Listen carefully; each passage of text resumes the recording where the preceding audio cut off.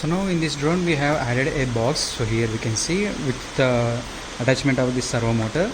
So now I am on this RF transmitter right now. So we can control that servo motor using this one rotor. So we can see it is controlling. So now I'm adding the tire or something else, so your wish. So I'm adding this one to drop the tire. So now I have added that tire while flying this drone to drop this tire. So I will show you how it will be works in flying mode.